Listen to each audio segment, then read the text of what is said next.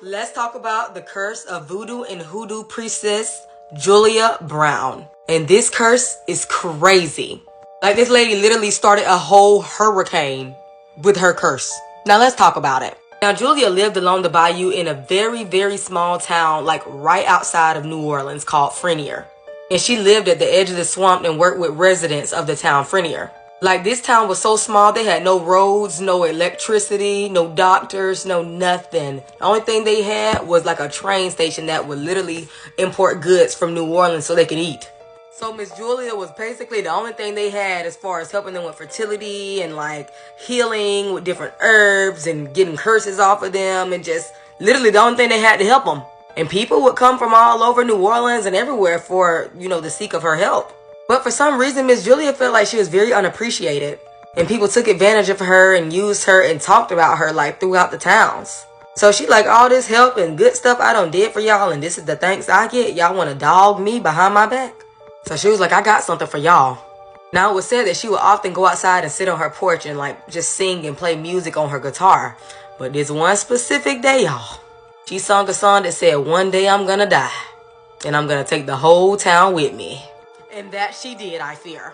September 29th, 1915 was the day of her funeral, y'all. Everything was cool whenever she passed away. But the day of her funeral, that's when all hell broke loose. A literal hurricane, I'm talking about a literal hurricane, came over out of nowhere. Like, this was all on news channels and everything. Like, it came out of nowhere. As soon as they put the last bits of dirt on her casket.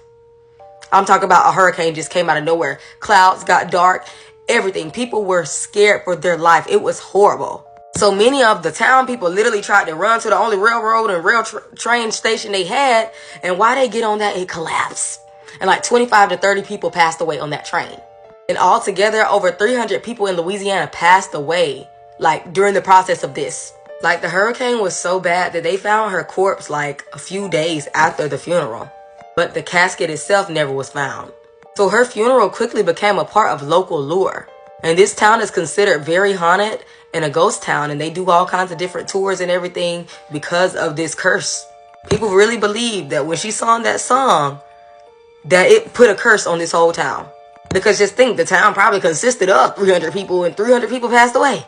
It was crazy. Like, they did not appreciate my girl and all the work she did. So she put a hex on them.